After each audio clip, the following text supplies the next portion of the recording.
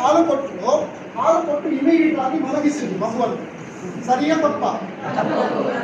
ತಪ್ಪಲ್ವಾ? ಯಾಕೆ ತಪ್ಪು? ಕುಡಿದಂತ ಹಾಲು ಹೊಟ್ಟೆಗೆ ಹೋಗ್ಲಿಲ್ಲ, ಗಂಟಲಲ್ಲೇ ಸಿಕ್ಕಾಕೊಂಡ್ಬಿಟ್ಟಿತ್ತು. ಅಂದ್ರೆ ಇನ್ನೂ ಡೈಜೆಷನ್ ಹೋಗ್ಲಿಲ್ಲ, ಮಗುವನ್ನು ಮಲಗಿಸಿದ್ರು.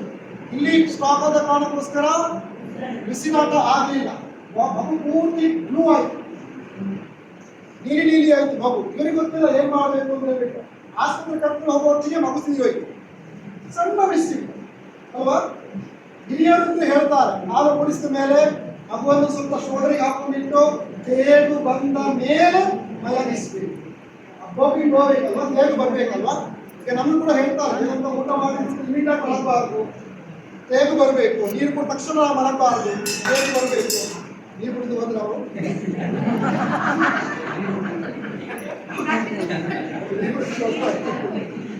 ಓಕೆ. ಸೊ ಇಂಥ ಸಿಚುವೇಶನ್ ಅಲ್ಲಿ ಬೇಬಿ ಸಿಪಿಆರ್ ತುಂಬಾ ಹೆಲ್ಪ್ ಆಗುತ್ತೆ.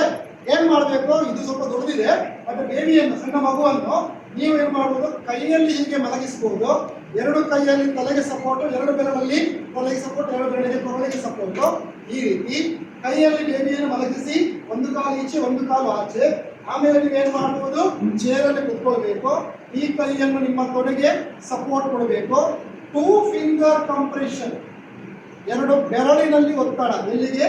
ಚೆಸ್ಟ್ಗೆ, ಸೆಂಟರ್ ಆಫ್ ದಿ ಚೆಸ್ಟ್ಗೆ. ಎಷ್ಟು ಸಾರಿ? ಮಗುವಿಗೆ 15 ಬಾರಿ.